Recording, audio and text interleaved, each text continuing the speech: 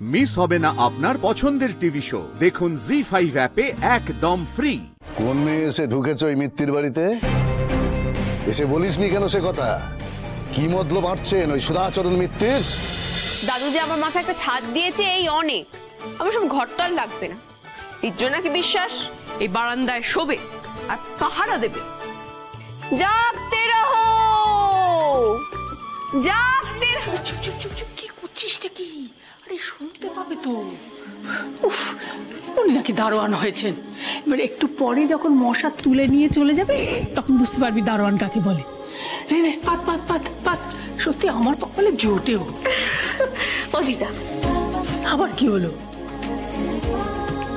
আরে কি হলো রে? হ্যাঁ, তুমি না খুব ভালো।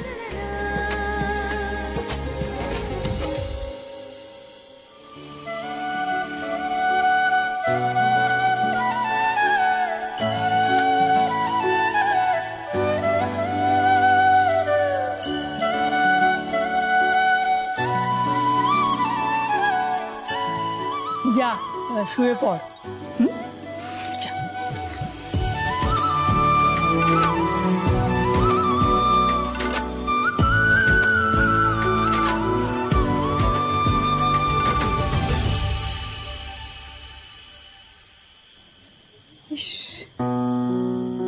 মানুষটার শরীরে বড় মায়া গো। এমন মানুষের পরিবার একে ছেড়ে থাকে কি করে?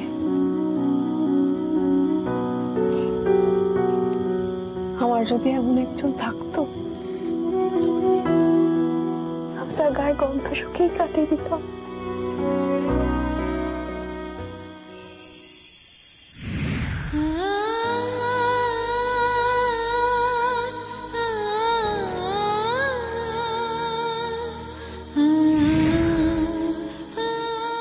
মায়ের কথা বড্ড মনে পড়ছে গো মা চন্ডী।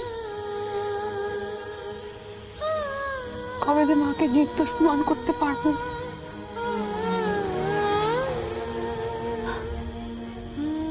নিজে তো ভর্তি হলাম ওকালতি পড়তে,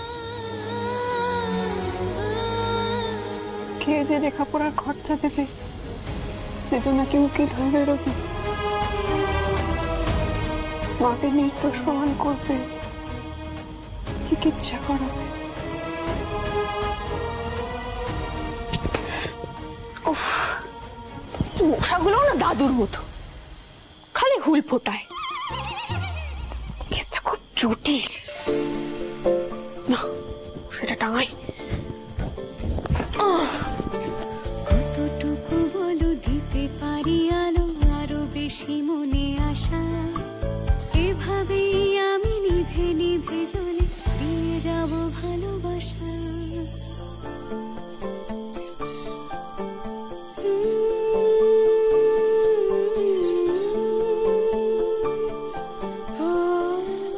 মশাইটা টাঙাবো কিভাবে?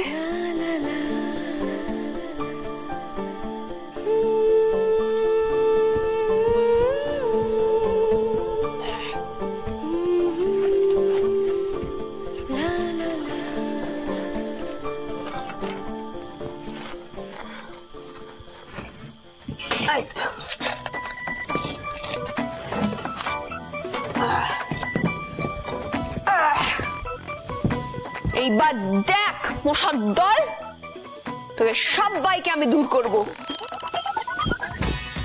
আমার নাম জোনাকি বিশ্বাস। রেগে গেলে দিদি দাস। প্রমিলা। হ্যাঁ দিদি ভাই। রাত অনেক হয়ে গেল, এবার ডিনারটা করে নে। বিক্রুষাকে ডাক। হ্যাঁ ডাকছি। স্যার আসবো? আরে এসো এসো, বসো। একটু রাত করেই এলাম।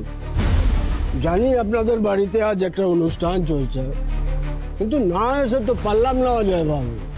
ও মিত্তির বাড়িতে দাদু একটা নাতনিকে বসিয়ে রেখেছেন পাহারাদার হিসেবে, সে আবার মারামারিও করে। এটা তো মানা যায় না। আরে দাঁড়ান গোবিন্দ বাবু, কি আজে বাজে কথা বলছেন? কিসের নাতনি? কোন পাহারাদার? হ্যাঁ, কি জাদা বলছো তুমি? কোন বাড়িতে গেছো বলো তো তুমি? জজ সাহেব, আমি আপনাদের মতো লেখাপড়া করিনি, কিন্তু মুখ্য নই। দেখুন, এ কারবার করছি তাও তো বহুদিন হয়ে গেল। আমি ও মিত্তির বাড়িতে এর আগে বহুবার ওই বড় কর্তাকে বলতে গেছি, কিন্তু তিনি আমাকে দূর দূর করে খেদিয়ে দিয়েছে। আজ একটা পাকা কথা বলতে গেলাম, গিয়ে নাতনিকে দেখলাম জোনাকি বিশ্বাস।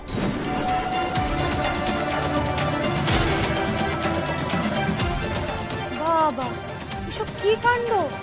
বাবা আবার বাড়িতে কাকে ঢুকালেন? নিজের লোককে তো বিশ্বাস করেন। এখন দেখো কে মাথায় হাত বুলিয়ে সবকিছু নিয়ে নিতে এসেছে।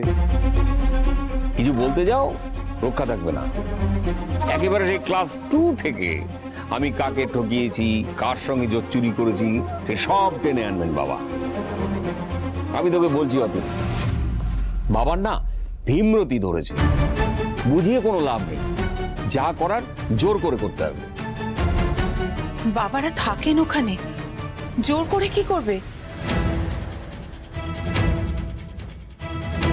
দিদি ভাই, দাদা তো একদম ঠিক বলেছেন, আমাদেরকে জোর করে সাইনটা করে নিতে হবে, ব্যাস। না তো কে নাকি ওই বাড়িতে ঢুকে পড়বে, 5 ভূতে সব লুটে নেবে। তার মানে ওই মেয়েটা বুড়ো কর্তার নাতনি নয়? আপনারা রাখেননি ওকে ওই বাড়িতে? কি আস্পর্ধা! হ্যাঁ, ধ্রুব, ধ্রুব, তাকে আবার এসবের মধ্যে কেন? আমি কিন্তু কোনো কথা শুনতে পারবো না। এমনিতে আমার মেজাজ খারাপ হয়েছে। ও রঘুর এগেন্স্টে কেস নিয়েছে, গোহারান হারবে, আরো বদনাম হবে। কিন্তু বাবুর তো ইগো সাংঘাতিক, তাই না? দাদা, ওসব ডিসকাস পরে করা যাবে। রুষা, ধ্রুবকে ডাক।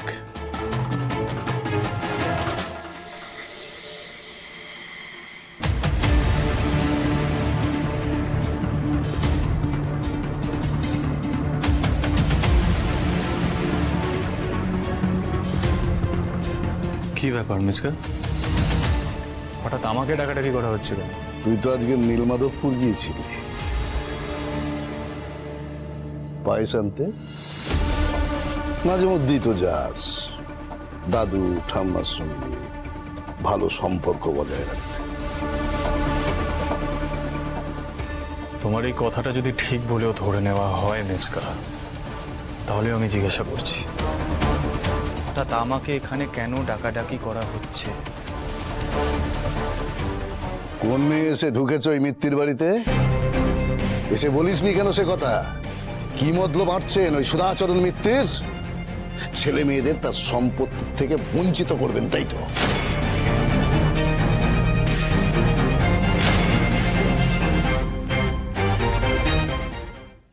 জি5 ডাউনলোড করুন আর সব এপিসোড দেখুন একদম ফ্রি।